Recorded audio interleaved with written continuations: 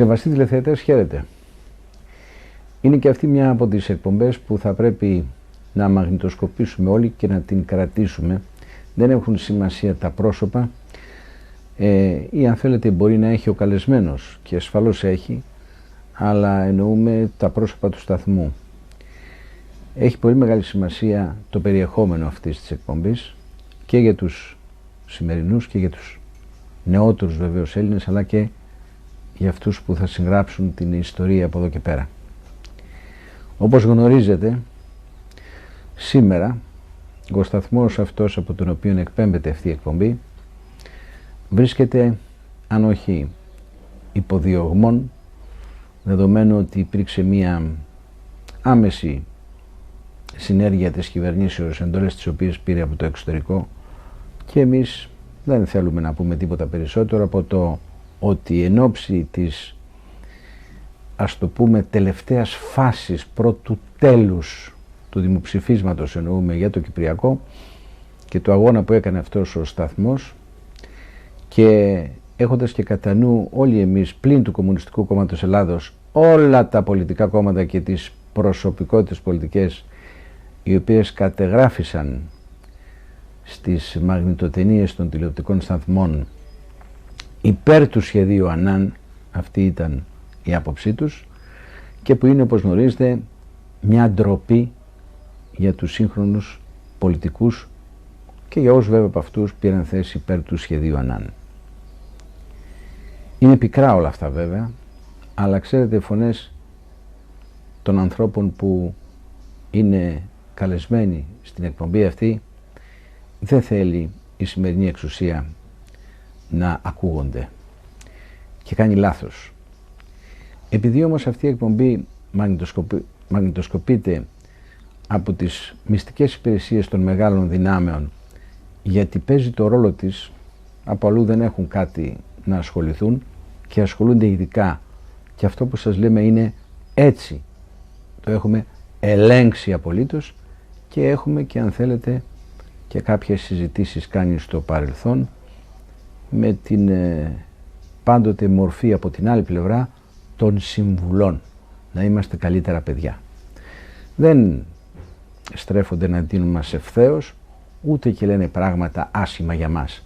Απλώς δεν τους αρέσει αυτή η στάση.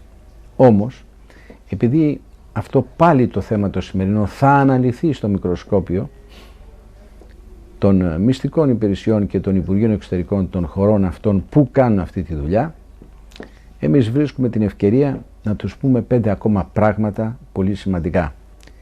Και αυτά εν ώψη της εορτής της 28ης Οκτωβρίου, που είναι μεθαύριο. Υπάρχουν μερικά άγνωστα πράγματα που πρέπει να πούμε, άγνωστες πτυχές της ιστορίας αυτής, και βεβαίως υπομένα από ανθρώπους που έχουν και γνώση και κατάρτιση και κύρος, αλλά και ήθος, και πάνω απ' όλα αγαπούν τη χώρα τους. Σημερινός καλεσμένος στην εκπομπή μας, όπως είχαμε υποσχεθεί και στο παρελθόν, είναι ο κύριος Αναστάσιος Ζολότας. Μία μορφή που περνάει και αυτή δίνοντας μία μεγάλη μάχη μέχρι εσχάτων για την Ελλάδα. Ο καθένας εκεί που μπορεί, όπως μπορεί. Προσφάτως είχαμε την προσφώνηση της κυρίας Μπενάκη, που συνεχίζει ακόμα να είναι πρόεδρος της Βουλής και συνεχίζει να ανήκει στο κόμμα της Νέας Δημοκρατίας, και συνεχίζει και συνεχίζει. Η κυρία Μπενάκη είχε πει τότε ότι στον πρόεδρο της Δημοκρατίας, ανακοινώνοντάς του το αποτέλεσμα της ψηφοφορίας, μη λέμε λεπτομέρειες τώρα και ακριβώς τη φράση, ότι η Ελλάδα θα συρρικνωθεί. Αυτό είναι το νόημα, και έρχονται άλλες εποχές κτλ. Γνωρίζουμε επίσης ότι οι Ηνωμένες Πολιτείες αυτή τη στιγμή προς αυτή την κατεύθυνση βαδίζουν για να διαχειριστούν τα Βαλκάνια όπως εκείνες επιθυμούν. Λοιπόν όχι. Ακόμη μια φορά όχι. Αυτοί οι οποίοι εκφράζουν σήμερα την εξουσία στην Ελλάδα, λέμε στον Αμερικανό πρόεδρο και στην Αμερικανική κυβέρνηση, είναι μια ελαχίστη μειοψηφία. Και λέμε και στον κύριο Κίσιγκερ, ο οποίος δεν παίζει και μεγάλο ρόλο πια στα πολιτικά πράγματα των ΗΠΑ, ότι αυτά τα οποία κατέγραψε κάποτε και τα οποία αρνήθηκε σε επαφές τις οποίες είχε, παρόλο ότι είναι διατυπωμένα, γραπτός, ότι ούτε και αυτό θα μπορέσει να γίνει, γιατί ούτε η γλώσσα η ελληνική θα χτυπηθεί, ούτε η συνοχή του ελληνικού λαού. Απλώς σήμερα κυβερνόμεθα από μία μειοψηφία η οποία δεν εκφράζει με τον τρόπο που γίνεται η επιλογή και η εκλογή τον ελληνικό λαό στο σύνολό του. Άλλωστε αυτό νομίζω έχει ήδη αποδειχθεί και από τις σφιγμομετρήσεις, δεδομένου ότι ξεφεύγουν κάποια πράγματα και δεδομένου ότι ο τύπος, η ενημέρωση ελέγχεται απολύτως. Βεβαίως θα έχετε προσέξει ότι κανείς δεν μας λέει ποτέ τίποτα, κανείς ποτέ δεν γράφει τίποτα, κανείς δεν ασχολείται ποτέ μαζί μας. Ξέρετε γιατί? Όχι, δεν είναι από περιφρόνηση. Είναι γιατί δεν μπορούν να το κάνουν. Είναι γιατί εμείς γνωρίζουμε πρόσωπα, πράγματα και στοιχεία και αποδείξεις για την καθημερινή τους συμπεριφορά στην ενημέρωση. Και γι' αυτό σιωπούν. Ίσως περιμένουν τη βιολογική λύση σε ό,τι αφορά εμάς ή δεν ξέρω ποια άλλη. Αλλά όσο υπάρχουμε, εμείς θα δίνουμε τη μάχη μας μαζί με την συντριπτική πλειοψηφία του ελληνικού λαού. Έχουμε λοιπόν να πούμε σήμερα στην αμερικανική κυβέρνηση μερικά πραγματάκια και βεβαίως στην κυβέρνηση του Ισραήλ μερικά πραγματάκια, γιατί απευθυνόμεθα σε αυτές τις δύο χώρες. Εκείνες ξέρουν και μπορεί να σας το πούμε στο τέλος. Να γνωρίζουν μερικά πράγματα ή αν θέλετε να τα θυμηθούν.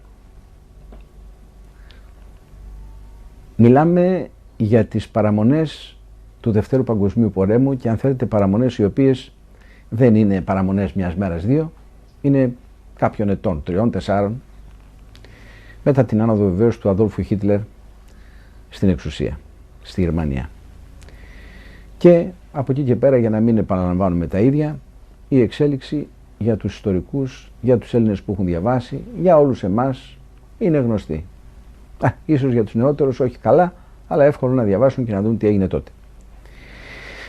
Τότε λοιπόν λέμε στους Αμερικανούς, λέμε στην Ουάσιγκτον και στο Τελ Αβίβ ότι υπήρξε μια τεράστια δύναμη, μιλάνε για 40 εκατομμύρια λόγχες, στρατό εν πάση περιπτώσει, μιλάμε όλο το άθροισμα της δύναμης αυτής, του άξονα όπως ελέγεται, η οποία τρομοκρατούσε, τρέμαν οι πάντες και προς απόδειξη, το Λονδίνο δεν το υπολογίζουμε, είναι ντροπή να αναφερόμαστε πια σε αυτό, είναι ντροπή αυτό να αναφέρεται σε εμάς, είναι ένα έσχος, αλλά ας ακούει. Τότε λοιπόν οι ηγέτες των μεγάλων χωρών της εποχής εκείνης, των μεγάλων δυνάμεων, έσπευσαν να υπογράψουν κατά τρόπο απαράδεκτο για το ανάστημα των χωρών τους συμφωνίες οι οποίες ήταν συμφωνίες ντροπής.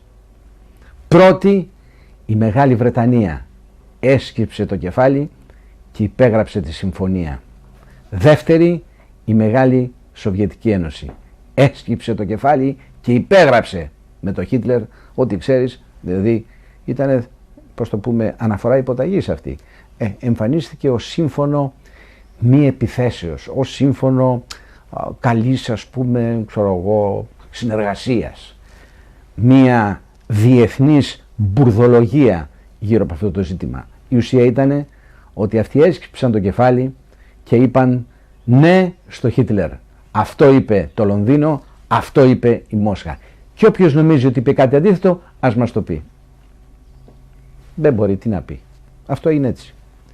Τελείωσε αυτή η υπόθεση και όλες αυτές οι συμφωνίες με τρόπο του γερμανικού στυλ εκείνης της εποχής σκίστηκαν και ποδοπατήθηκαν από το Τρίτο Ράιχ.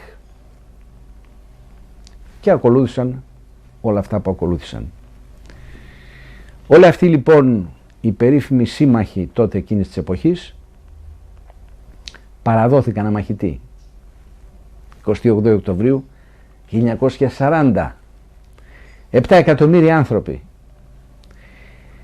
Είναι η ίδια ιστορία που επαναλαμβάνεται στο Μαραθώνα, στις Θερμοπύλες, το 21 και βεβαίως το 40.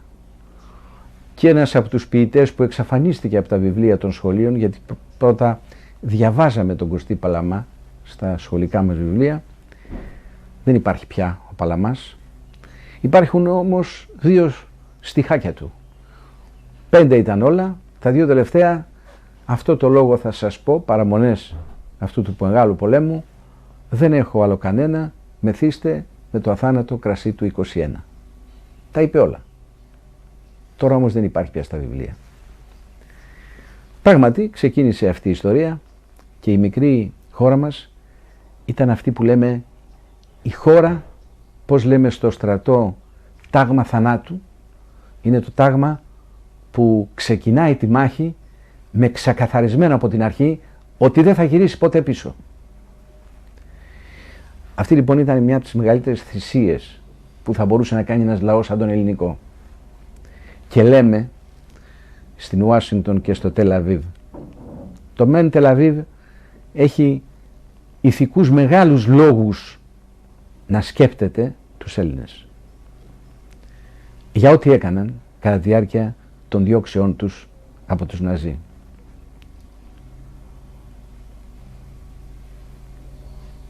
Σε αυτή τη μάχη λοιπόν η χώρα μας που θα γιορτάσουμε μεθαύριο κατάφερε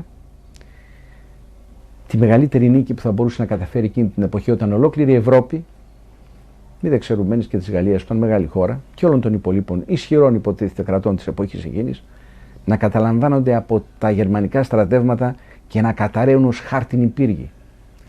Η Ελλάς στάθηκε. Και στάθηκε με έναν τρόπο έτσι όπως ακριβώς το είπε ο Γιάννης Μάτς. Και όχι ο Τσότσιλ, γιατί είναι λάθος αυτό που λέγεται. Στο εξής, δεν θα λέμε ότι οι ήρωες,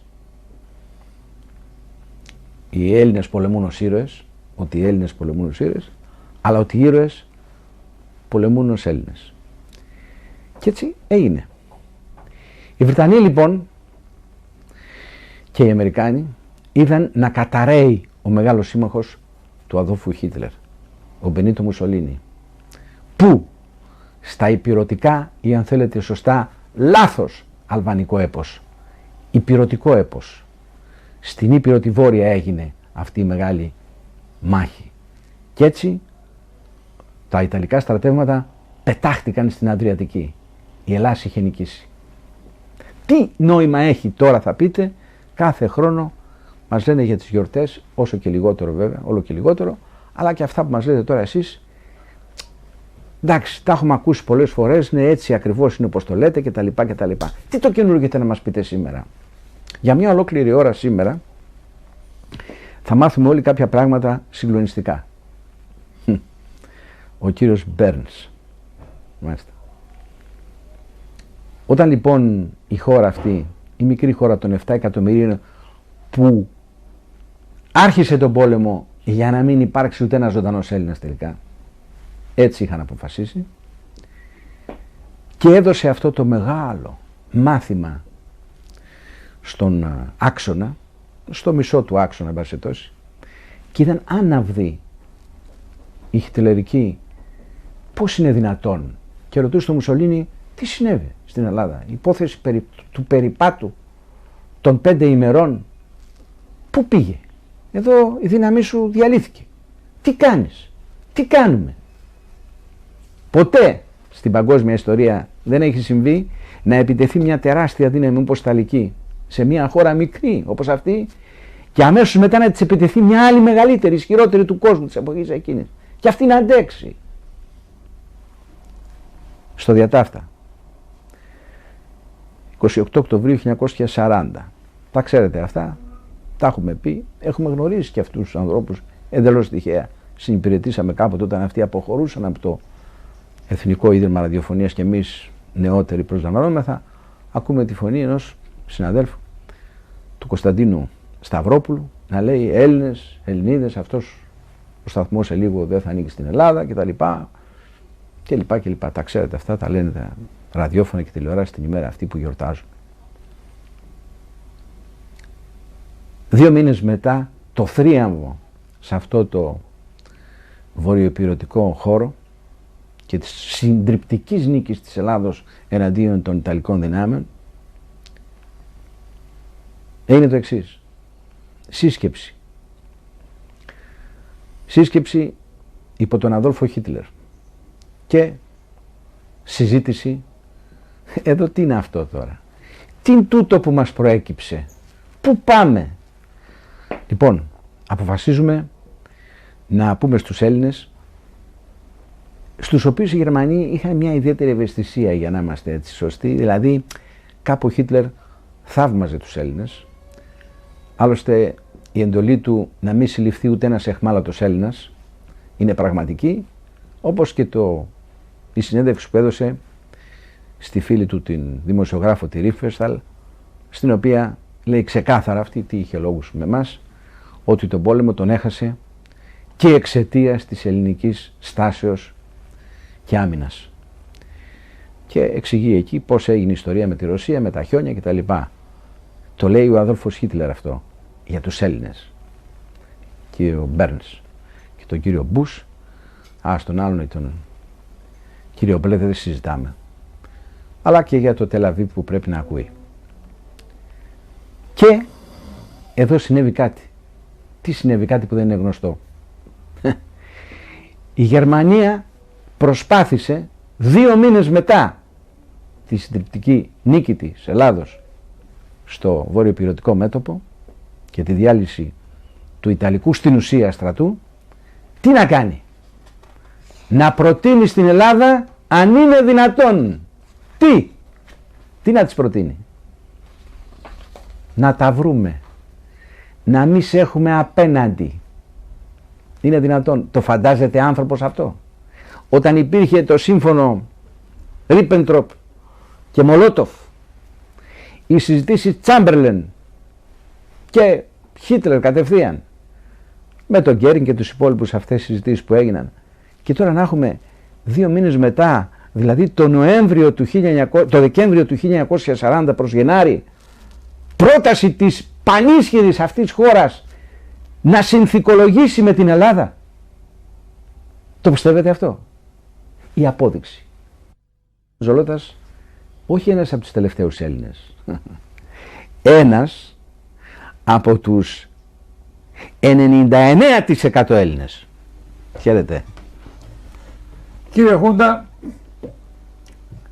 είναι η σημερινή εποχή, περίοδος, μια περίοδος που συμπληρώνονται 65 χρόνια από το 1940. 65 χρόνια στα οποία η Ελλάδα εδεινοπάθησε, κατελήφθη, κατεστράφη, εκκύλησε στον εμφύλιο πόλεμο, υπέστη άλλες ζημίες, ενώ η Ευρώπη είχε ήδη τακτοποιηθεί, είχε λήξει ο πόλεμος ο παγκόσμιος, και γενικά υπέστη τα πάνδυνα, χάρη της συμμαχικής υποθέσεως, χάρη της ελευθερίας, της δημοκρατίας, αυτών των ενιών, τις οποίες διέπρασε πρώτον η Ελλάς, η αρχαία Ελλάς βέβαια. Λοιπόν, είναι γνωστά τα γεγονότα του θάρρους και της επιτυχίας του Ιταλικού πολέμου.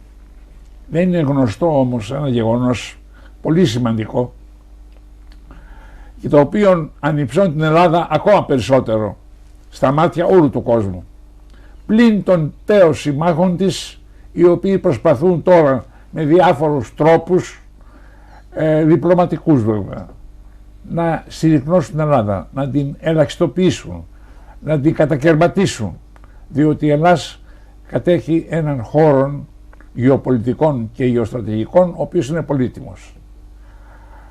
Να αναφέρω την Κρήτη, να αναφέρω τη Θεσσαλονίκη, να αναφέρω τα νησιά του Αιγαίου και το Αιγαίον Πέλαγος. Αυτά όλα, κατά τις απόψεις των σημερινών τέως συμμάχων της, δεν πρέπει να τα έχει η Ελλάδα. Πρέπει να τα έχουμε εμείς. Ή εμείς ή ορισμένοι υποτακτικοί μας, οι οποίοι είναι γνωστοί ποιοι είναι βέβαια, να τους πω εγώ: η Τουρκία, το Ισραήλ και ενδεχομένως και οι βόρειοι γείτονες της Ελλάδος, οι οποίοι μπορούν και αυτοί να βοηθήσουν να τεμαχιστεί η Ελλάς. Λοιπόν, η σημερινή ομιλία μου αναφέρεται σε ένα κατόρθωμα ακόμα της χώρας μας, το οποίο δεν είναι γνωστό καθόλου, διότι τα γερμανικά αρχεία τα οποία επεκαλύφθησαν μετά το τέλος του Παγκοσμίου Πολέμου δεν περιέχουν στοιχεία επίσημα. Τα ισπανικά αρχεία δεν έχουν ανοίξει ακόμη. Ίσως διότι ο Φράνκο είχε κατά μία περίοδο συνεργαστεί με τον Χίτλερ. Τα ελληνικά αρχεία περιέχουν ορισμένα στοιχεία τα οποία εγνωστοποίησε η Ελλάς για της επισήμου Λευκής Βίβλου του 1980. Αλλά αυτή η Λευκή Βίβλος, από την οποία επρόθεσα να πάρω ένα επίσημο αντίγραφο, σε λίγο εξυφανίστη από την κυκλοφορία. Λέγουν, δεν ξέρω εγώ, ότι αυτό έγινε κατά επιθυμία της Βρετανικής Πρεσβείας, διότι αυτή η βίβλος απεκάλυπτε ορισμένας πλευράς της τότε συμμαχίας της Ελλάδος με τη Μεγάλη Βρετανία, οι οποίες κατά την άποψη των Βρετανών καλό θα ήταν να μην είναι γνωστές. Εν πάση περιπτώσει. Ας αρχίσουμε από την αρχή με δύο λόγια βέβαια πάντοτε, για να ο χρόνος μας δεν είναι απεριόριστος. Το 1940, 1η 28 Οκτωβρίου, η Ευρώπη παρουσίαζε την εξής εικόνα. Είχε σχεδόν υποταγή όλοι στον άξονα. Γαλλία, Γερμανία, Γαλλία, Βέλγιο, Ολλανδία, Νορβηγία, Ουγγαρία, Ρουμανία ήσαν με τον άξονα. Πολωνία. Η Πολωνία είχε καταληφθεί ήδη. Από την αρχή. Από την αρχή. Τι απέμενε εν ευθέρα? Η Ιουγκοσλαβία προς το παρόν, η οποία και αυτή προσεχώρησε στον άξονα μετά. Και η Ισπανία. Η Ισπανία ήταν σύμμαχος. Αφανώς, τύπης σύμμαχος. Μετά μετεστράφηκε αυτή. Μετά την ελληνική νίκη στην Αλβανία. Θα τα πούμε αυτά. Λοιπόν, η Ελλάς είχε απομονωθεί τελείως. Και η Τουρκία σύμμαχος. Η Τουρκία σύμμαχος. Είχε υπογράψει. Των Γερμανών. Την ετροφούση στους Γερμανούς με πολεμικής αξίας υλικά. Είχε υπογράψει σύμφωνο. Είχε υπογράψει και σύμφωνο βέβαια. Μία επιθέσεως βέβαια με τη Βουλγαρία. Μάλιστα. Για να διευκολύνει την κάθοδο των Γερμανών όταν επέστρεψε της Ελλάδος. Λοιπόν, η Ελλάδα τότε ήταν απομονωμένη τελείως. Μια χώρα 7 εκατομμυρίων, η οποία ήταν πτωχή τότε βέβαια και η οποία δεν είχε που τη κεφαλή κλείνε. Κι όμως αυτή η μικρά Ελλάς, η ασήμαντος για τους συμμάχους τότε, διότι πρέπει να ξέρετε και θα ξέρουμε βέβαια ασφαλώς εκείνοι οι οποίοι έχουν μελετήσει τα κείμενα, ότι όταν ζήτησε η Ελλάς το 1939 και πρωτήτερα να αγοράσει η Αγγλία ελληνικά καπνά, η Αγγλία δεν εδέχθη. Διότι είχε το παράπονο ότι η Ελλάς δεν είχε εκπληρώσει τις υποχρεώσεις της έναντι των περίφημων ομολογιούχων. Και τότε ο Ιωάννης Μεταξάς, ο οποίος ήταν πρωθυπουργός, σκέφτηκε να κάνει ένα clearing με τη Γερμανία. Δηλαδή να δώσει τα καπνά μας όλα στη Γερμανία και να πάρουμε πολεμικό υλικό, το οποίο ήταν απαραίτητο, διότι αυτό ήταν που έσωσε την Ελλάδα. Και έγινε το clearing αυτό. Η Αγγλία και τι δεν μας βοηθούσε, δυσαρεστήθη. Και ο Μεταξάς συναγκάστηκε να απολύσει τον αντιπρόεδρο της κυβερνήσεώς του, τον αείμνηστο Κωνσταντίνο Ζαβιτσιάνο, διότι έκρινε η Αγγλία ότι αυτός ήταν ο παράγων του clearing αυτού. Και ο Ζαβιτσιάνος απήλθε βέβαια, πικραμένος, αλλά εν πάση περιπτώσει αξιοπρεπής. Θυσιάστηκε. Πρέπει να σημειώσετε ότι ο Ζαβιτσιάνος υπήρξε βενζελικός. Ήταν πρόεδρος της Βουλής το 1915, αλλά ήταν έντιμος άνθρωπος. Δεν ήταν κομματικός παράγων, ήταν Έλλην. Και το 1936, όταν έγινε η δικτατορία του Ιωάννου Μεταξά, ήταν αντιπρόεδρος της κυβερνήσεως. Γιατί το έκανε αυτό? Για αξίωμα? Όχι. Διότι επίστευε ότι έπρεπε να γίνει αυτή η τέλος πάντων δυσάρεστος δικτατορία, διότι επέκειται ο παγκόσμιος πόλεμος και έπρεπε η Ελλάδα να αποκτήσει πολεμικό υλικό, το οποίο δεν είχε η Ελλάδα. Η Ελλάδα ήταν γυμνή τότε και απέξει το πολεμικό αυτό υλικό, το οποίο έπαιξε μεγάλο ρόλο στη νίκη της Αλβανίας, ιδίως στα τηλεβόλα, με τα οποία κατετροπώθη ο Ιταλικός στρατός. Επανέρχομαι. Λοιπόν, όταν επεδόθη το τελεσίγραφο της Ιταλίας προς την Ελλάδα και ο Μεταξάς είπε το όχι, 2 μέρες μετά, στις 30 Οκτωβρίου 1940, έκανε μια μυστική σύσκεψη στο ξενοδοχείο της Μεγάλης Βρετανίας και κάλεσε όλους τους εκδότες της εποχής εκείνης. Τον Δημήτριο Λαμπράκη του Δήματος, πατέρα του σημερινού ιδιοκτήτου, τον Αχιλλέα Κύρου της Εστίας και όλους γενικά. Γιώργο Βλάχο κλπ. Γιώργο Βλάχο και τα λοιπά. Και τους ανεκοίνωσε πώς η Ελλάδα έφτασε να είναι σήμερα αντίπαλος της Ιταλίας. Είπε λοιπόν ο Βενιζέλος, ο Μεταξάς παρακαλώ, με συγχωρείτε, ότι είχε προσπαθήσει να διερευνήσει τις διαθέσεις της Γερμανίας. Διότι αντιλαμβάνεται ότι μοιραίος η Ελλάδα, εάν συνετάσσεται με την Αγγλία, θα είχε να κάνει με τη Γερμανία ως εχθρά.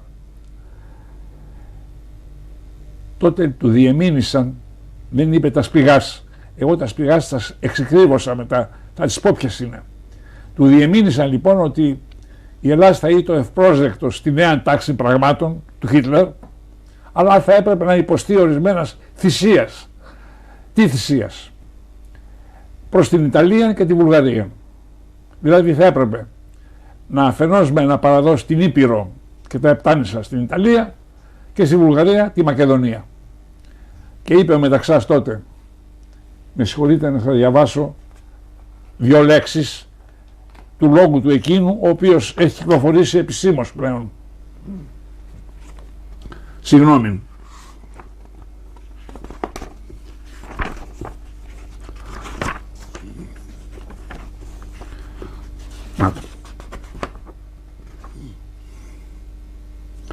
Ομολογώ ότι μπρος την φοβεράν ευθύνη της αναμίξεως της Ελλάδος εις τέτοιων μάλιστα πόλεμων έκρινα σκόπιμον να δω εάν είναι το δυνατόν να προφυλάξω τον τόπον, έστω και διαπαντός τρόπου, ο οποίος θα συνεβιβάζεται με τα γενικότερα συμφέροντα του έθνους.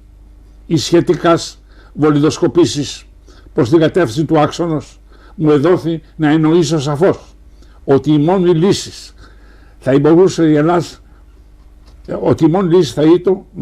Ελλάδα, να προσέλθει στη νέα τάξη πραγμάτων. Η προσχώρηση θα γίνεται όλοι ευχαρίστως δεκτή υπό του Χίτλερ ως εραστήν του ελληνικού πνεύματος εντός εισαγωγικών. Συγχρόνως όμως μου εδόθη να εννοήσω ότι η ένταξη στη νέα τάξη προϋποθέτει προκαταρκτική άρση όλων των παλαιών διαφορών με τους γείτονάς μας. Και ναι μεν αυτό θα συνεπήρει το θυσία στην άρση για την Ελλάδα, αλλά η θυσία αυτή θα έπρεπε να θεωρηθούν ως απολύτως ασήμαντη εμπρός στα οικονομικά και άλλα πλεονεκτήματα τα οποία θα είχε η Ελλάδα κτλ. Εθυσία δε αυτές θα ήσαν μερικάς ικανοποίηση προς την Ιταλία δυτικός μες Μπρεβέζης, όπως και προς την Βουλγαρία ανατολικός μέχρι Ρεδεαγάτς. Και λέω Μεταξάς,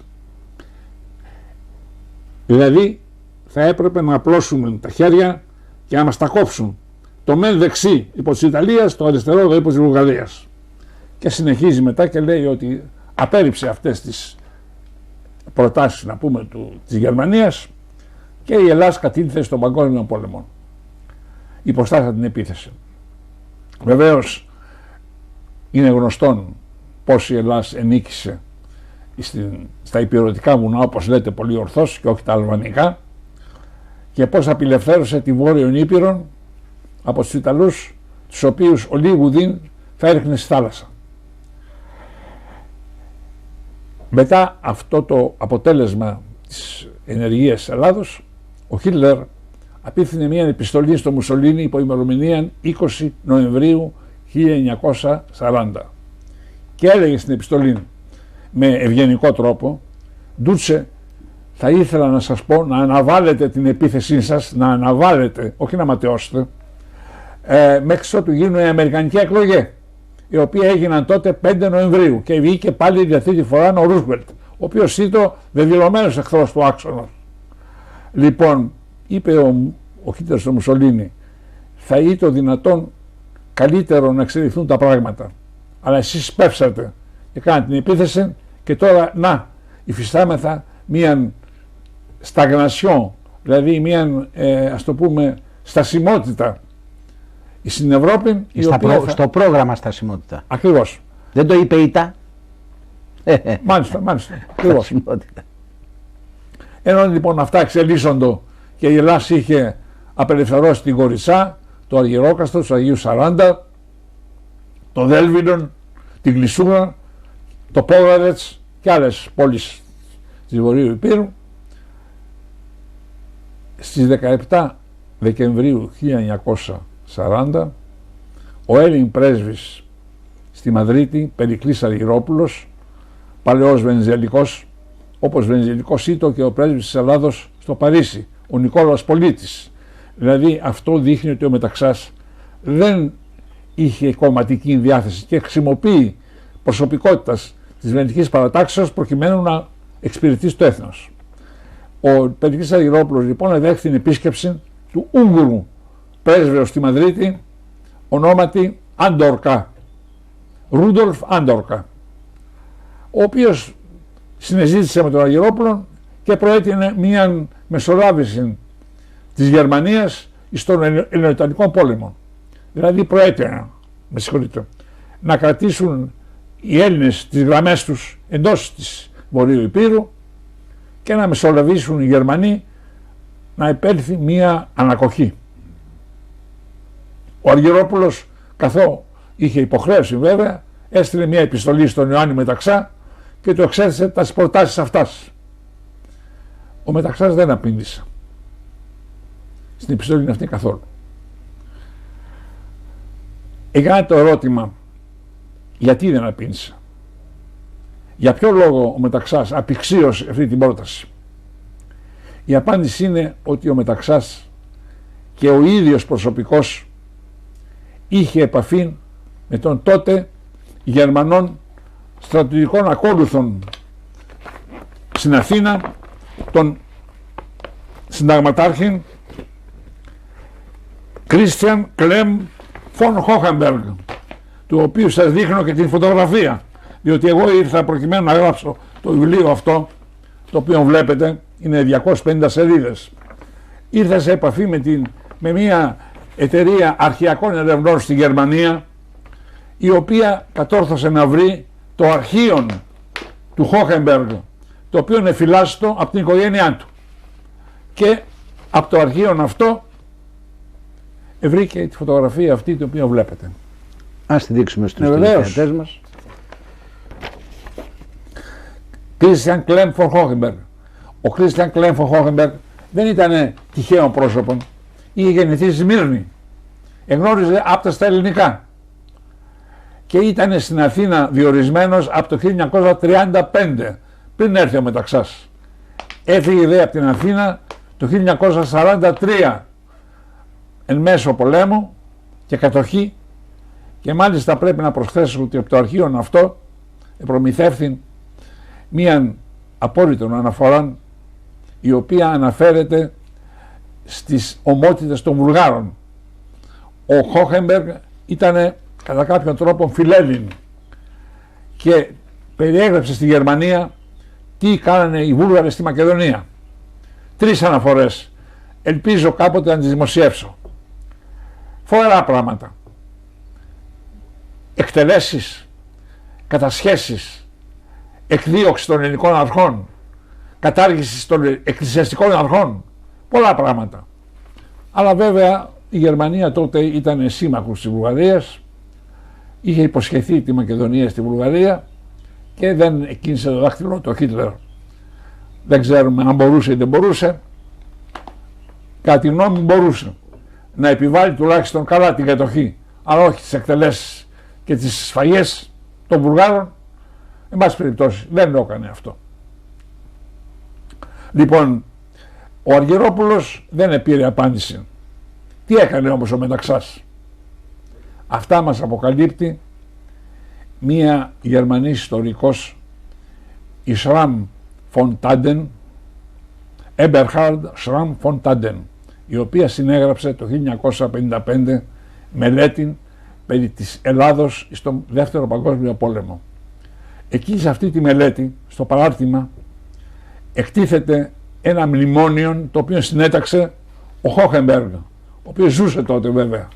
Ο Χόχεμπεργκ εγεννήθη το 1898, ήρθε στην Ελλάδα σε ηλικία περίπου 40 ετών και νομίζω απεβίωσε προ 15 ετίας.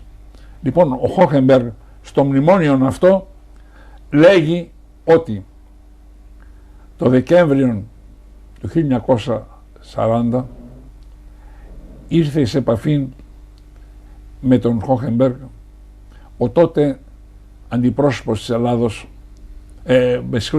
διευθυντής της Ελλάδος του Υπουργείου Εξωτερικών, ο Αλέξης Κύρου, και του είπε εάν βλέπει ότι θα είναι δύνατο η Ελλάς να εξέλθει του πολέμου, τη μεσολαβήσει της Γερμανίας.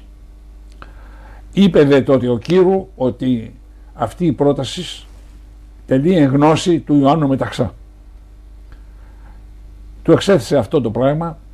Ο Χόχεμπεργκ του απήντησε ότι δεν δίναμε, αυτά τα γράφει ο Χόχεμπεργκ, δεν μπορώ εγώ να αναλάβω πρωτοβουλία, είναι θέμα πρεσβευτού, με συγχωρείτε. Αλλά ο Κύρου του είπε τότε ότι ο Μεταξάς δεν είχε εμπιστοσύνη στο Γερμανικό Υπουργείο των Εξωτερικών, το περίφημο Auswärtige Amt της Friedrichstraße.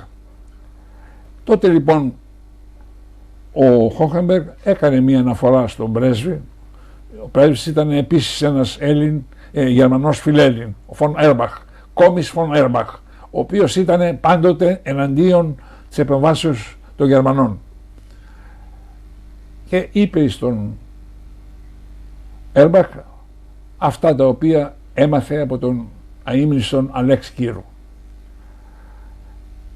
Ο πρέσβης του είπε εφ' εξής να μην μετέχει η ασδήποτε πρωτοβουλίας και αν του προτείνουν να αρνηθεί.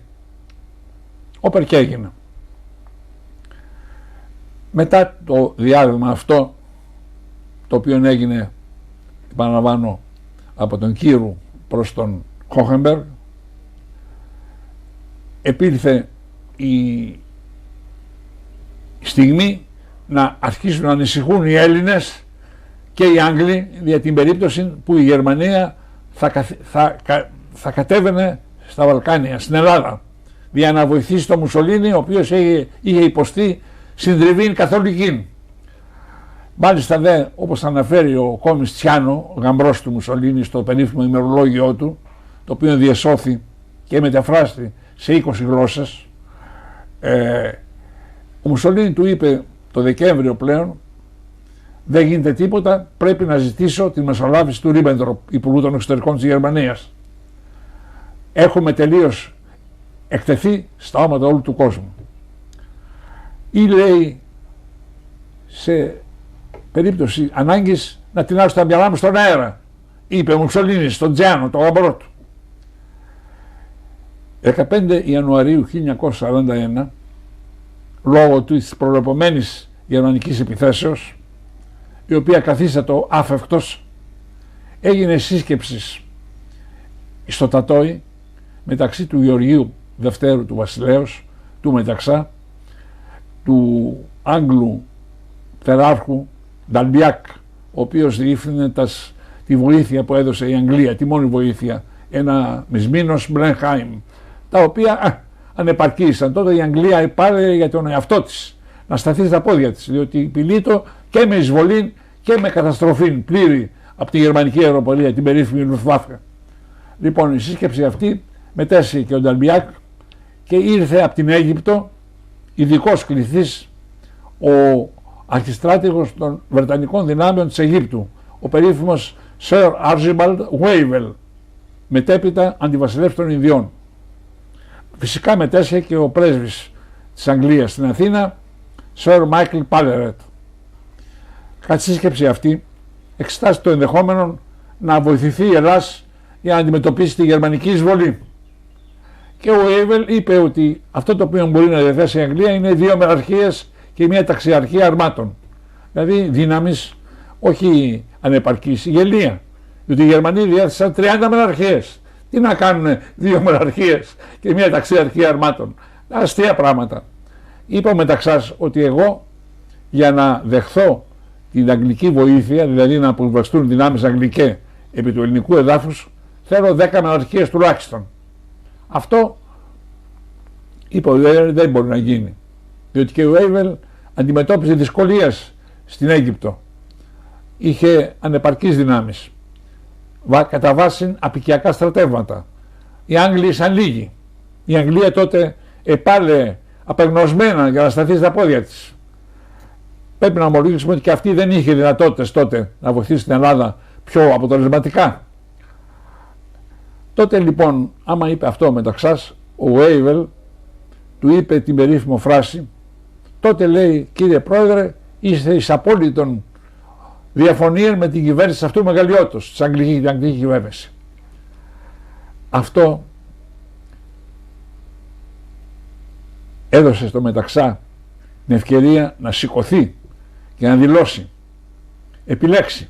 Αυτά τα περιέχει η Λευκή Βίβλος, η επίσημος. Είμαι αποφασισμένοι να καταστραφούμε.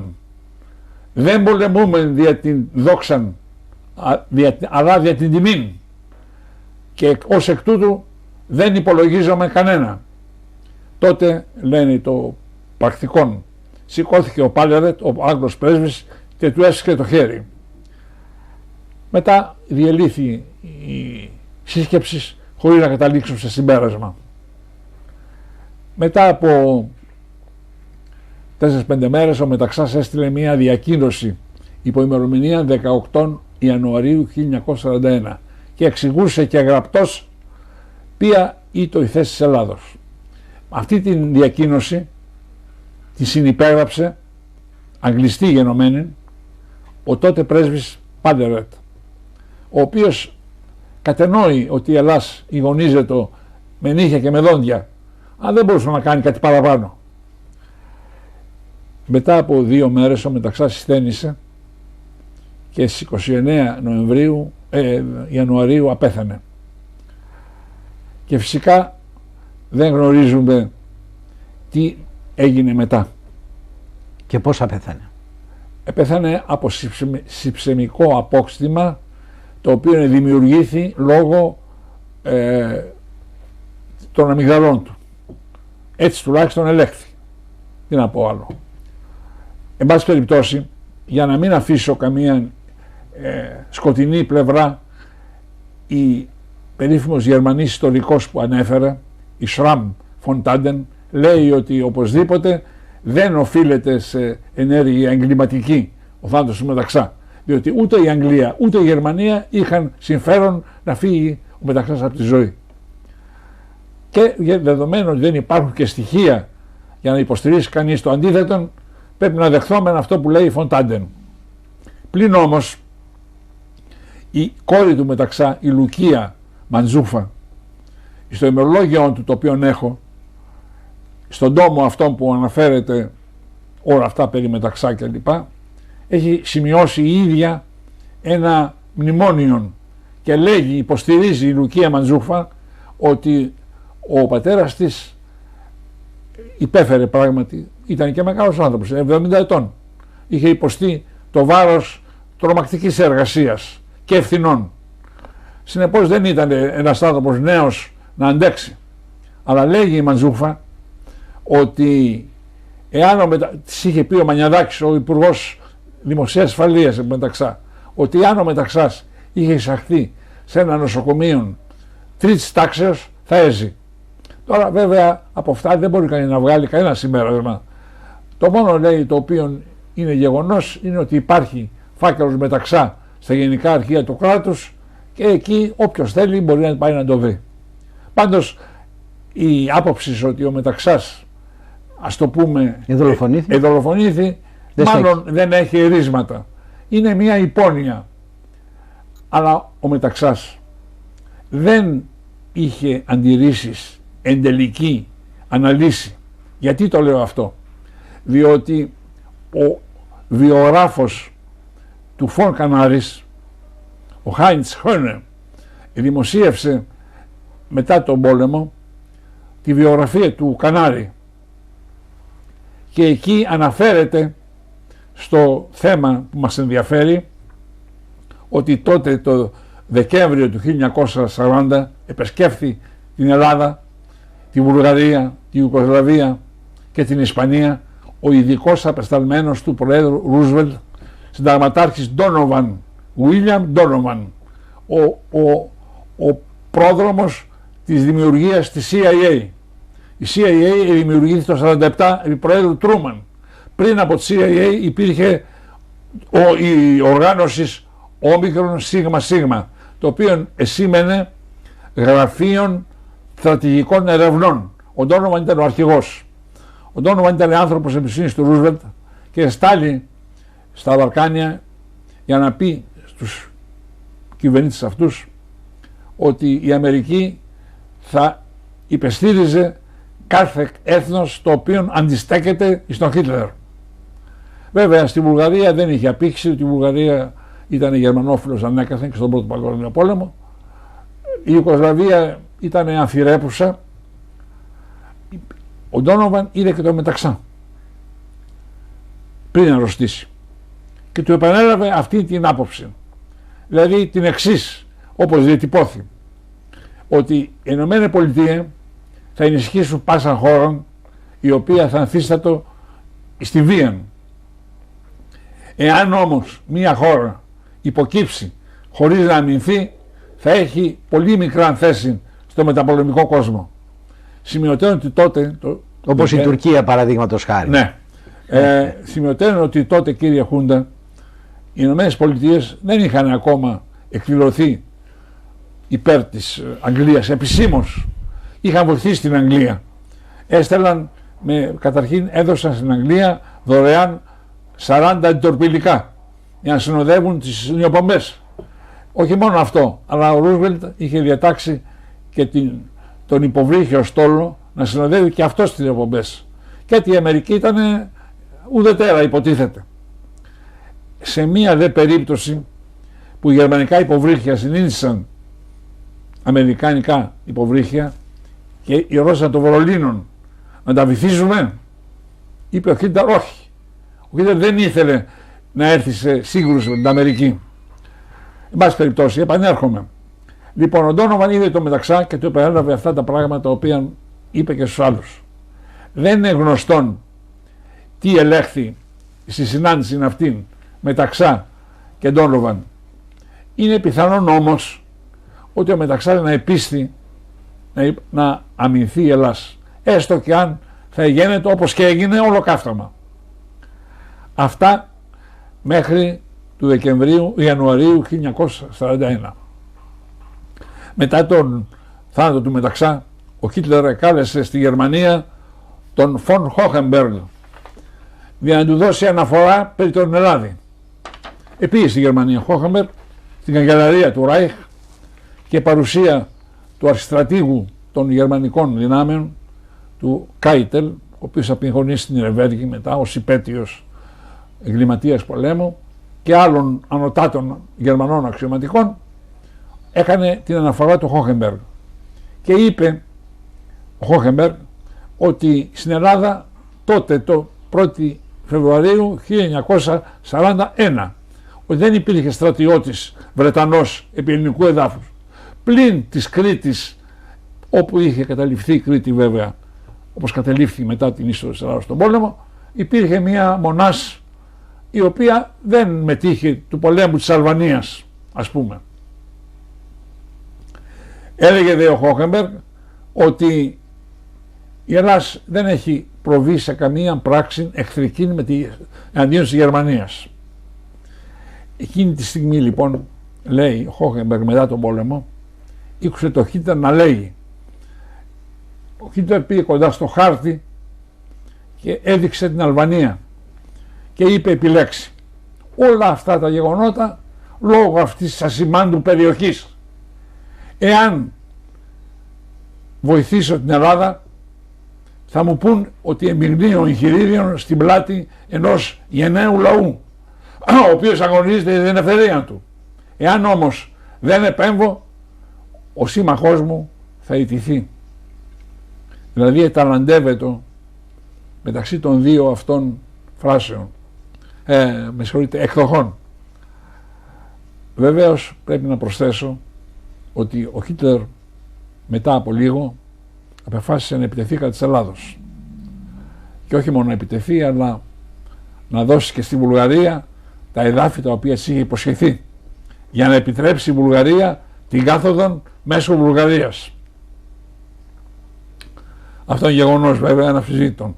Και όταν ήρθαν οι Γερμανοί στην Αθήνα, δεν προέβησαν σε πράξεις βίας. Κάνανε άλλα πράγματα βέβαια, κατέστησαν την παραγωγή της Ελλάδος και η Ελλάδα επείνασε, φρικοδός επείνασε.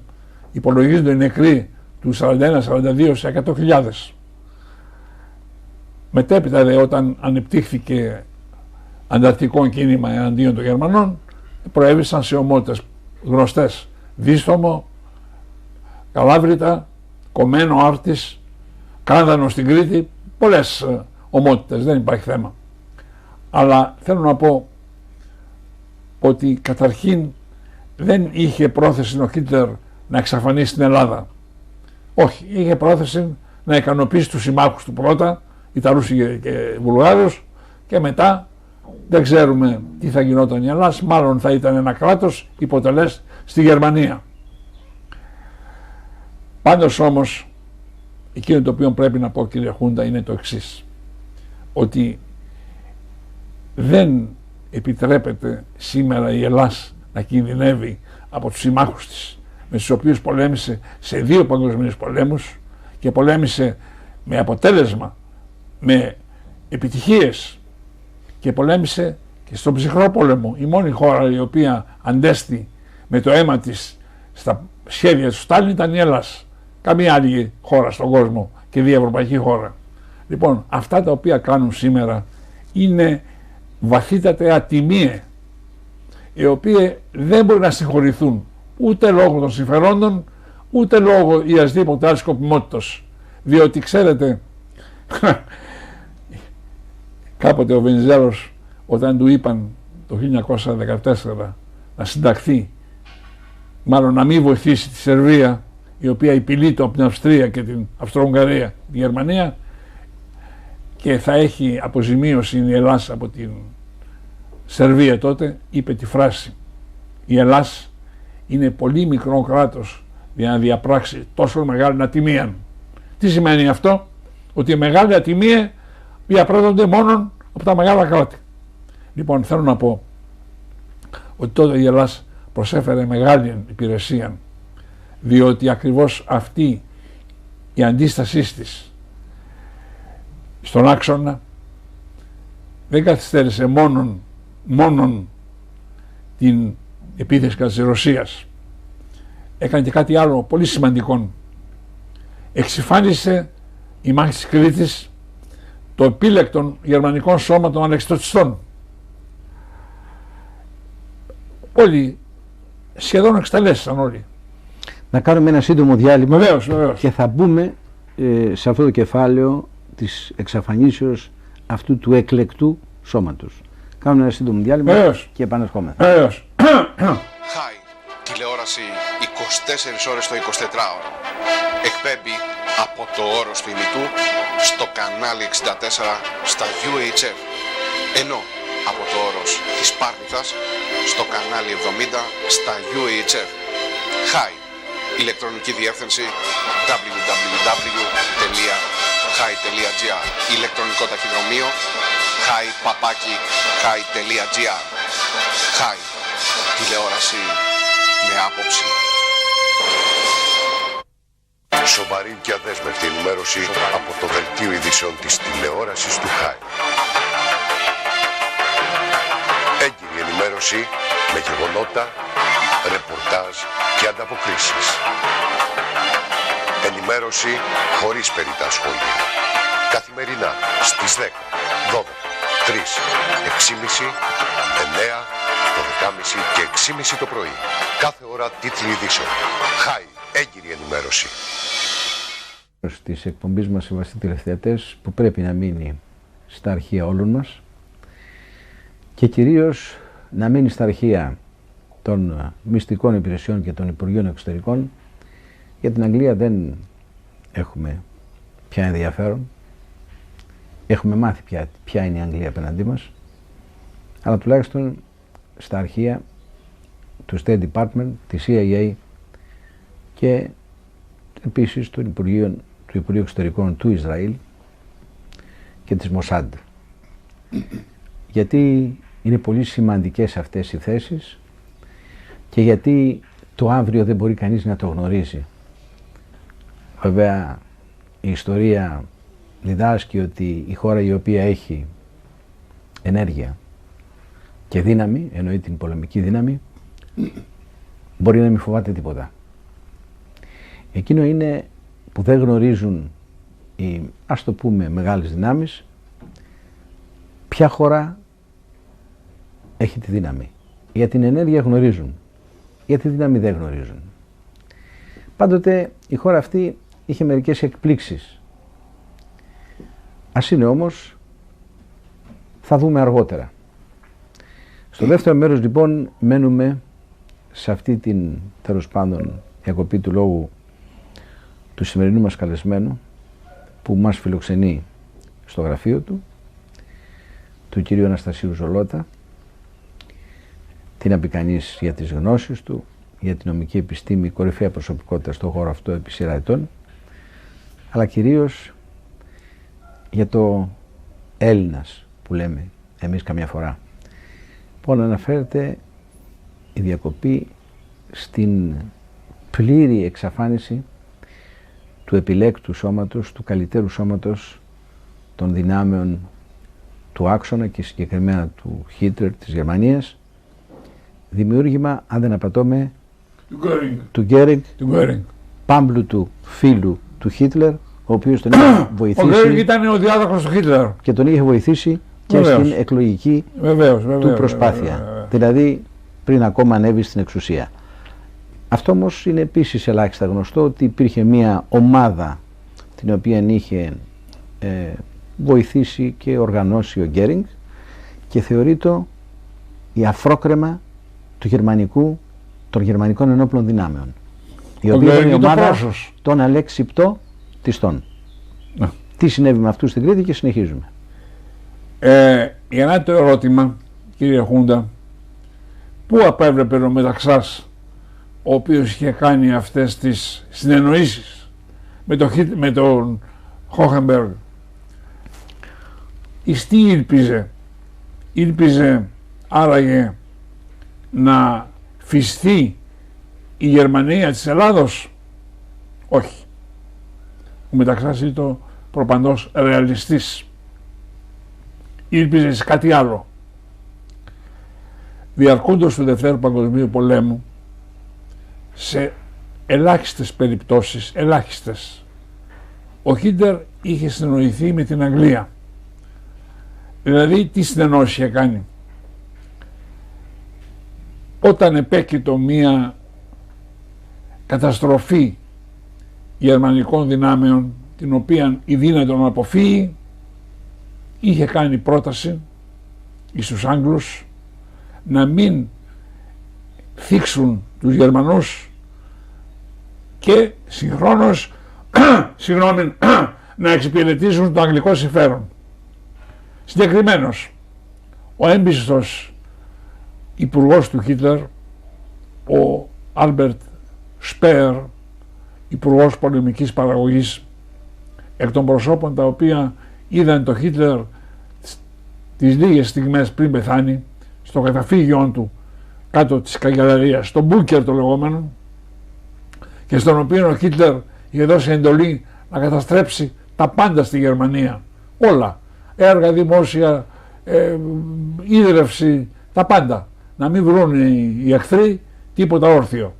Και ο Σπέρ δεν υπήκουσε στην απόφαση του Χίτλερ, διότι αυτή ήταν η απόφαση ενός μηδενιστού, ενός δηλαδή ανθρώπου ο οποίος είχε χάσει πλέον την έννοια του χρόνου και την έννοια του ανθρώπου. Δεν υπήρξε. Και παρόλα αυτά δεν τον πείραξε ο Χίτλερ. Λοιπόν, ο Σπέρ εξέδωσε μετά τον πόλεμο έναν τόμον, ας πούμε, τα απομνημονεύματά του, τα οποία επιγράφει, τα πήρα στην αγγλική γλώσσα εγώ όταν ήμουν στο Λονδίνο. Inside the Fourth Reich, εντός του Τρίτου Ράιχ. Εκεί λοιπόν καταχωρεί την συμφωνία Τσόρτσιλ και Στάλιν και Χίτλερ, όταν οι Γερμανοί απεχώρουν εξ Ελλάδος το 1944 και απεσύρονται προς Βορράν πλέον, διότι είχαν εισβάλει οι Ρώσοι στην Ουγγαρία πλέον και στην Ανατολική Γερμανία και προχωρούσαν προς τα ενδότερα. Ο Ζούκοφ. Πώς είπατε? Ο Ζούκοφ. Ναι, βέβαια. Είχε μπει στην... Λοιπόν, είχε συμφωνήσει, είχε δεχθεί ο Χίτλερ να συμφωνήσει στο να κρατήσουν οι Γερμανοί τη Θεσσαλονίκη μέχρι ότου φτάσουν οι Άγγλοι εκεί. Διότι φοβείται ο Τσόρτσιλ ότι ενδεχομένως ο στρατάρχης Τορμπούκιν, ο οποίος ήταν των βαλκανικών θεμάτων περιοχής Βαλκανίων, θα ιδιαίτερα να κατέλθει στη Θεσσαλονίκη και ενδεχομένως θα περιαπλέκεται η κατάσταση πολύ. Και πράγματι εκεί συνεφώνησε ο Χίτλερ. Λοιπόν, ο Μεταξάς ήλπιζε να επιτύχει κάτι παρόμοιο πάντοτε τις συνενέσεις της Αγγλίας. Όχι δηλαδή να κλείσει η ειρήνη με τη Γερμανία, με την Ιταλία, ανακοχή, άνευ γνώσεως της Αγγλίας. Θα το έκανε εφόσον ο Γεώργιος ο δεύτερος, ο οποίος ήταν πολύ συνδεδεμένος με την Αγγλία και με τον Τζόρτσιλ, θα συνεφώνει με την Αγγλία να γίνει αυτό. Σε αυτό επόνταρε ο Μεταξάς. Δηλαδή να μείνει η Ελλάς πλέον έξω του πολέμου στο υπόλοιπο χρονικό διάστημα, γιατί ο Μεταξάς, όπως είπε στο λόγο του αυτόν της 30 Οκτωβρίου, προέβλεπε την νίκη των δυνάμεων της ελευθερίας και δημοκρατίας. Είπε καθαρά, δεν μπορεί η Γερμανία να νικήσει. Εφόσον δεν νίκησε τον πρώτο καιρό, θα ηττηθεί. Λοιπόν, ο Μεταξάς εκεί ποντάριζε. Και βεβαίως αντιλαμβάνεστε, κύριε Χούντα, ότι εάν η Ελλάδα είχε μείνει εκτός του πολέμου το 1941, δεν θα υφίστατο τίποτα από όλα όσα υπέστη. Πείνα, καταστροφές, νεκροί, πάνω απ' όλα. Εμφύλιος πόλεμος, το χειρότερο, ο οποίος ετερματίζει το 1949. Δηλαδή η Ελλάδα θα ήταν αλόβητος. Αυτό θα ήταν. Αυτό εκεί ήλπιζε ο Μεταξάς. Και γι' αυτό έκανε τις συνεννοήσεις αυτές. Ο Μεταξάς εγνώριζε καλά τι εστί Γερμανία. Στο ημερολόγιο του γράφει καλά ότι η Γερμανία και η Ιταλία είναι ανάξι συμπαθίας. Είναι χώρε καταστροφής. Ο δε Παπαδάκης Βασίλειος, πρέσβης της Ελλάδος και πολύ κοντά στο Μεταξά στα έτη αυτά της διακυβερνήσεώς του, εξέδωσε ένα βιβλίο, το οποίο έχω επίσης, η σημερινή και αυριανή Ελλάς, και αναφέρει τι του έλεγε ο Μεταξάς περί Γερμανών. Οι Γερμανοί, λέει, είναι κτήνοι, είναι αδυσόπιτοι. Εάν μπουν κάπου θα καταστρέψουν, θα κλέψουν, θα λαιλατίσουν. Συνεπώς ο Μεταξάς δεν είναι το δυνατόν ποτέ να πιστεύει ότι η Γερμανία θα εφίδε της Ελλάδος. Απλώς ήθελε να αποφύγει να καταστραφεί η Ελλάδα, όπως και καταστράφει. Πες το ολοκαύτωμα. Πώς να το κάνουμε, αφού καταστράφει. Περί του εμφυλίου πολέμου και του ρόλου της Αγγλίας, μία μικρή αναφορά, δεν είναι η ώρα τώρα. Δεν έχω στοιχεία γι' αυτό. Δεν έχει αποδειχθεί τίποτα. Όχι. Μάλιστα. Δεν έχω στοιχεία γι' αυτό. Προχωρούμε. Βέβαια, ελέγχθη ότι προεκλήθη από τους Άγγλους κλπ. Αλλά εδώ ήταν μεγαλύτερες δυνάμεις των Άγγλων. Ήταν ο Στάλιν. Το ποιος τους εξόπλιζε, ούτε και αυτό το συζητάμε. Πάμε παρακάτω. Ναι. Το αφήνουμε. Λοιπόν, εν πάση περιπτώσει. Είναι ένα πολύ δυνατό θέμα αυτό, το οποίο θέλει κάποτε. Είναι θέμα δυνατό. Το οποίο εγώ ομολογώ δεν έχω στοιχεία. Και δεν μου αρέσει να μιλώ για κάτι το οποίο δεν είναι βέβαιο. Καταλάβατε. Λοιπόν, η φράση είναι η εξής. Έχετε κάτι να προσθέσετε ακόμα? Ναι, ότι σε αυτό ήλπιζε ο Μεταξάς για να εξέλθει η Ελλάδα του πολέμου. Αλλά, ξέρετε κύριε Χούντα, εάν η Ελλάδα εξέλθει του πολέμου, ας πούμε, υποθέσουμε, άνεψε στις Αγγλίες και παρά την θέλησή της, τότε η Ελλάδα θα κατετάσσει το στις χώρες οι οποίες είχαν εμπιστοσύνη στο Χίτλερ. Και μετά τον πόλεμο, ασφαλώς δεν θα έπαιρνε το δεκάνησα, οπωσδήποτε, και θα έμπαινε εκεί που ήταν. Λοιπόν, ο Μεταξάς... Την ίδια τύχη δεν είχε όμως η Τουρκία. Θα έρθω για την Τουρκία μετά. Θα πούμε δύο λέξεις. Λοιπόν, ο Μεταξάς υπελόγιζε, γιατί ήταν θετικός άνθρωπος, ρεαλιστής, εγνώριζε για την Αγγλία τι είχε κάνει. Στο βιβλίο μου που έχετε ήδη, ο Περιττός πόλεμος, λέει μέσα για ποιους λόγους η Αγγλία ήταν γερμανόφιλος, ας πούμε, μέχρι του 1939. Οπότε δέχθη το ράπισμα πλέον του Χίτλερ και συνήλθε. Ο Τσόρτσιλ δε από τότε ήταν αντίθετος και προειδοποιεί την Αγγλία ότι αυτά που κάνει ο Τσάμπερλεν θα αποβούν εις βάρος μας. Την επαύριο του μονάρχου είπε το περίφημον: υπέστημεν εξευτελισμών χάριν του μη πολέμου, τώρα θα έχουμε και τον πόλεμο. Και όπως έγινε. Άρα η φράση δική μας στην αρχή της εκπομπής περί του εξευτελισμού τους για τα σύμφωνα επιβεβαιώνεται από τον ίδιο τον νικητή του πολέμου. Ποια και πόσο εξευτελιστικές είναι αυτές οι συμφωνίες των δύο μεγάλων, δηλαδή και των Άγγλων, για του Τσάμπερλεν και του... Μάλιστα. Έτσι. Λοιπόν, εν πάση περιπτώσει, από τα ίδια τους τα αγγλικά χείλη προκύπτει και μάλιστα του αρχηγού. Στο βιβλίο μου αυτό το οποίο το βλέπετε είναι ογκώδες, το οποίο σε λίγες μέρες θα κυκλοφορήσει. Εξετάζω το ζήτημα το εξής: θα ήταν δυνατόν στην Ελλάδα να ουδετεροποιηθεί? Τι θα συνέβαινε αν γινόταν αυτό? Πρώτα απ' όλα, το πρώτο που θα συνέβαινε, και αν ζούσε ο Μεταξάς, θα ήταν να επανέλθουν στην κυκλοφορία τα πολιτικά κόμματα λαϊκών, φιλελεύθερων και κομμουνιστικών. Τότε αυτά υπήρχαν. Λοιπόν, θα ήταν δυνατόν να γίνει μια κυβέρνηση εθνικής ενότητας, δεδομένου ότι ήταν πόλεμος μεταξύ λαϊκών και φιλελευθέρων και κομμουνιστών?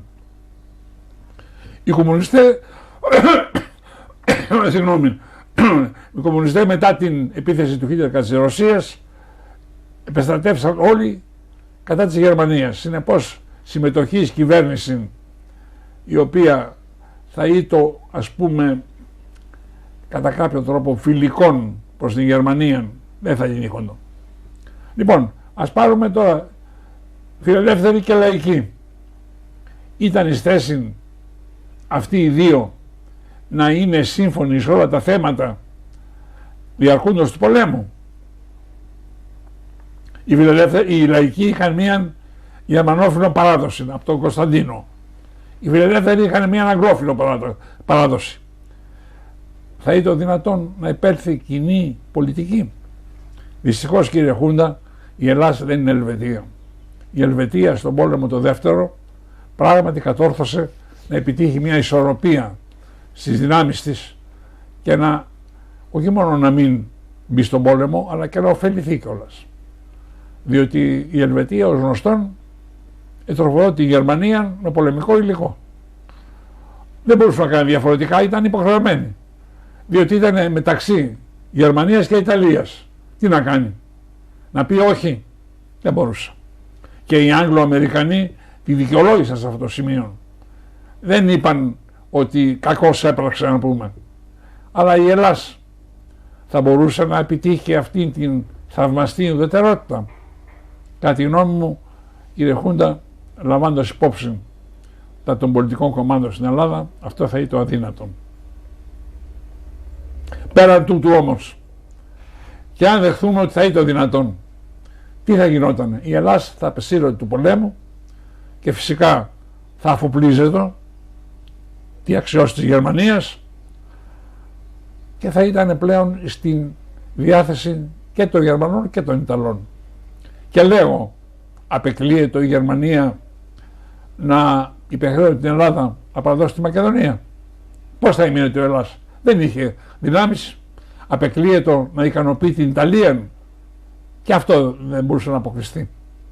Και για να μην νομιστεί ότι επειδή η Γερμανία ήταν στο ανατολικό μέτωπο να ψυχολημένη, δεν μπορούσε να διαθέσει δυνάμεις για την περίπτωση αυτήν και εναντίον της Ελλάδος. Σας υπενθυμίζω ότι όταν οι σύμμαχοι επεμβάσισαν στην Ιταλία και το μέτωπο των Ανατολικών ή τον πλήρη δράση, απέσπασε δυνάμεις και κατέλαβε την Ιταλία. Πώς το έκανε αυτό? Είχε δυνάμεις. Συνεπώς η Ελλάς, η οποία βρίσκεται μεταξύ σφύρας και άκμονος, θα εφίστατο και αυτή με την ουδετερότητα την οποία μας σώθη η Γερμανία, μία κρίσιμο καμήν. Εμάς εκείνο που μας ενδιαφέρει είναι ότι ό,τι έγινε καλώς έγινε. Μας ενδιαφέρει να επισημάνουμε σε αυτή τη φάση ότι υπήρξε πρόταση από την πλευρά των Γερμανών και έχει σημασία αυτό, για μία συνθηκολόγηση με την Ιταλία από πλευράς Ελλάδος. Ακριβώς. Δηλαδή αυτό δεν συνέβη στην αρχή, αυτό συνέβη 2 μήνες μετά, όταν κατέρεε το υπηρωτικό μέτωπο της Ιταλίας. Αφού κατέρευσε, τότε ο Χίτλερ αποφάσισε να κάνει αυτή την, τέλος πάντων... Παρακαλώ, θα κάνω μια διόρθωση. Παρακαλώ. Ο Χίτλερ έδωσε εντολή στο Γενικό Στρατηγείο να καταρτήσει τα σχέδια επιθέσεων της Ελλάδος στις 18 Νοεμβρίου, όταν είδε ότι πλέον η Ιταλία δεν μπορούσε να κάνει τίποτα άλλο. Το σχέδιο εισβολής στην Ελλάδα πήρε το όνομα Μαρίτα. Μαρίτα, το σχέδιο αυτό. Αλλά δεν το είχε εις εφαρμογή. Περίμενε. Μήπως τυχόν και ευωδούνται διαπραγματεύσεις κτλ. Όμως έχει σημασία το ότι αυτή η πρόταση έγινε μετά την ήττα της Ιταλίας. Έχει σημασία. Τώρα όσον αφορά τα σημερινά γεγονότα, γιατί βαδίζουμε προς το τέλος. Τελειώσω με το... Βεβαίως. Όταν πέθανε ο Μεταξάς, ο βασιλεύς Γεώργιος ανέθεσε την πρωθυπουργία στον Κοριζή. Ο Κοριζής ήταν ένας άνθρωπος έντιμος, ειλικρινής και άπειρος στην πολιτική. Αυτή την περίοδο πρέπει η Ελλάδα να έχει έναν πρωθυπουργό ισχύος, μεγάλης, αντοχής. Ο Κοριζής όμως, το Μάρτιο, οικονομολόγος, διοικητής της Εθνικής Τραπέζης και υπουργός Εθνικής Προνοίας, όταν έλαβε τα ενία, επληροφορήθηκε από τον διάδοχο Παύλο, τότε διάδοχο, ο οποίος είχε πάει στο μέτωπο να κάνει μια επιθεώρηση, ότι 3 σωματάρχε, νομίζω ο Δράκος, ο Παπαδόπουλος και ο Κοσμάς, είχαν εκφράσει αμφιβολίες δια των στρατών μας, ο οποίος βέβαια και αυτός επληροφορείται ότι η Γερμανία ετοιμαζόντουσαν. Αυτοί οι 3 σωματάρχε τότε αντικατεστάθησαν, διότι δεν ενέπλαινε εμπιστοσύνη στους Άγγλους. Στο αρχείο του Χόχεμπεργκ, το οποίο πήρα, όπως σας είπα, από τη Γερμανία προ 1 έτους περίπου, υπάρχει αναφορά του Χόχεμπεργκ, η οποία έχει σχέση με τις απόψεις των 3 σωματαρχών. Δεν το λέω αυτό για να πω ότι οι άνθρωποι αυτοί, οι στρατηγοί, είχαν επικοινωνήσει με τον Γερμανό. Όχι. Αλλά για να πω πόσο η γερμανική κατασκοπία είχε εισχωρήσει, χωρίς να το ξέρουν όλοι. Λοιπόν,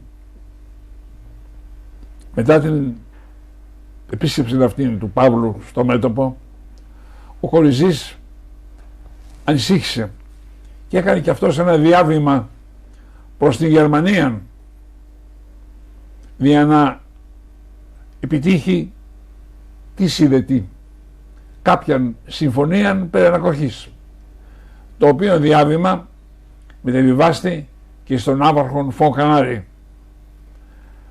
ο οποίος το υπεστήριξε, αλλά πλέον η απόφαση περί επιθέσεως της Ελλάδος είχε ληφθεί.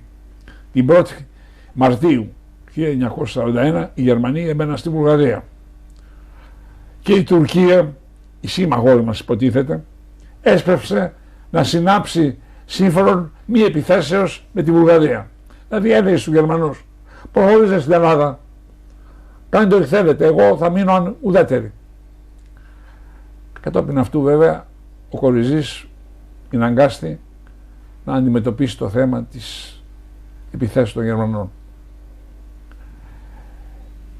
Κύριε Χούντα, υπάρχουν στιγμές που και οι ηγέτες των κρατών, όσο και ηγέτες να είναι και δυνατοί, αισθάνονται αδύνατοι. Ο Κοριζής, προφανώς και ως έντιμος άνθρωπος, αισθάνθη αυτή την αδυναμία όταν οι Γερμανοί επετέθησαν. Και με τα πάροδον 4 ημερών, 6 Απριλίου οι Γερμανοί επετέθησαν, αυτοκτόνησαν. Δεν είναι γνωστόν τι μεσολάβησε. Ελέγχθη και ήκουσα εγώ την εποχή εκείνη, λέω, ότι επρόδωσε ένα μυστικόν το οποίο ο Ιώριος είχε εμπιστευθεί στον Παπάγο και τον Κοριζή. Δηλαδή πιο μυστικό, ότι προεβλέπεται η αναχώρηση κυβερνήσεως στο Κάιρο, διότι πλέον η Ελλάς δεν είναι το δυνατόν να αμυνθεί. Είχαν κατέβει οι Γερμανοί θερμοπύλες. Ο ελληνικός στρατός είχε παγιδευθεί και δεν ηχμαλωτίστη από τους Ιταλούς όπως μπορούσε να γίνει, διότι παρενευλήσαν γερμανικά στρατεύματα και οι Ιταλοί εμποδίστησαν να εχμαλωτήσουν το στρατό. Ο δε Μουσολίνι είχε υπόψη του να εχμαλωτήσει όλον τον στρατό της Αλβανίας και να τον μεταφέρει στην Ιταλία να εργαστεί άνευ αμοιβής σε εργοστάσια παραγωγής υλικού. Λοιπόν, πρώτου κινδύνου αυτού ο Χίτλερ διέταξε να παρεμβληθούν δυνάμεις και να εμποδίσει τους Ιταλούς. Και έγινε αυτό. Στο Μέσογο περίπου. Παρ' όλα αυτά πρέπει να πω ότι ο Χίτλερ εδίσταζε μέχρι τελευταία στιγμής. Και γιατί εδίσταζε? Διότι ο γερμανικός στρατός, η περίφημη Wehrmacht, ήταν αντίθετος με τον πόλεμο κατά της Ελλάδος. Οι Γερμανοί έχουν πολλά ρατώματα, αλλά έχουν και ορισμένα προτερήματα. Θαυμάζουν την Ανδρεία, υποκρίνονται προς της Ανδρείας και είδαν τους Έλληνας να μάχονται όπως πολέμησαν στα οχυρά ιδίως του Μεταξά, και δεν ήθελαν να υποστεί η Ελλάδα σε αυτή την μεγάλη ταλαιπωρία. Τι ταλαιπωρία? Καταστροφή ταλαιπωρία. Μια λέξη είναι αυτή. Λοιπόν, θέλω να πω, εδίσταζε ο Χίτλερ μέχρι τελευταία στιγμής και τελικά απεφάσισε την επίθεση. Πληροφορούμε δε από τα υπομνημονεύματα του στρατηγού Μπούχνερ ότι στη σύσκεψη η οποία έγινε προς τις επιθέσεις είπε ο Χίτλερ, και αν ακόμα οι Άγγλοι αποχωρήσουν από την Ελλάδα, εμείς θα επιτεθούμε, ότι πρέπει τα νότα μας να είναι εξασφαλισμένα. Δεν μπορούμε να κάνουμε εκστρατεία στη Ρωσία και να έχουμε την Ελλάδα ακάλυπτη, ανοιχτή. Ποιος μας εγγυάται ότι δεν μπορεί μια δύναμη να αποβασίσει την Ελλάδα, μας χτυπήσει εκ των όψιστρων? Και αυτό αποδεικνύει ακριβώς αυτό το οποίο σημασία της Ελλάδος. Σημασία της Ελλάδος, και το ομολογεί στην φίλη του. Μάλιστα να προσθέσω το εξής. Τότε που πολεμούσαμε τους Άγγλους, έγινε ένα επίσημο γεύμα στο Λονδίνο, στο οποίο παρέστησε ο Τσόρτσιλ. Και τότε η σύζυγος ενός Άγγλου βουλευτού, του Φράνσις Νόιλ Μπέκερ, ο οποίος είχε στην Ελλάδα κτήματα, στην Εύβοια, μεγάλα κτήματα, είπε ότι ο Μεταξάς είναι δικτάτορ. Και ο Τσόρτσιλ έγινε έξω φρενών. Χτύπησε το χέρι του και είπε, δεν επιτρέπω να λέγεται τον σύμμαχό μας δικτάτορα. Είναι ο μόνος ο οποίος μας εκόμισε την πρώτη νίκη. Και αν θέλετε, επειδή αξίζει τον κόπο, θα διαβάσω πώς το είπε. Το έχω πάρει από τα απομνημονεύματά του. Συγγνώμη.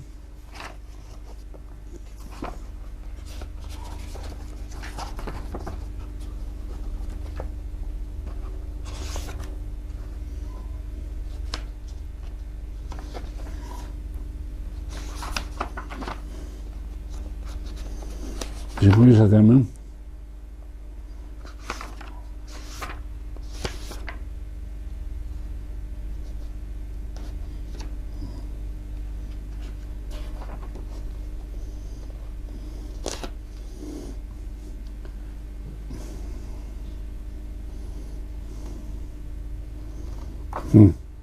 Δεν το βρίσκω τώρα. Δεν πειράζει. Ναι. Ευχαριστούμε πάρα πολύ για τη συμμετοχή σας στην εκπομπή μας σήμερα. Σε μια άλλη φορά και θα συνεχίσουμε από αυτού, επειδή και ο χρόνος τελείωσε. Από ό,τι θυμάμαι, συγχωρείτε. Ναι. Είπε I don't allow anybody, δεν επιτρέπω σε κανέναν να επιτεθεί στον Ιωάννη Μεταξά. Είναι ο πρώτος που μας έφερε τα σνίκας εναντίον του Χίτλερ. Αυτό το μήνυμα το στέλνουμε στον κύριο Τόνι Μπλερ μαζί με μια κιθάρα. Και στους Αμερικανούς φίλους μας και στους Ισραηλινούς θα πούμε την επόμενη φορά με τι θα συνοδεύσουμε αυτή τη δήλωση. Ευχαριστούμε που είσαστε μαζί μας. Χαίρετε.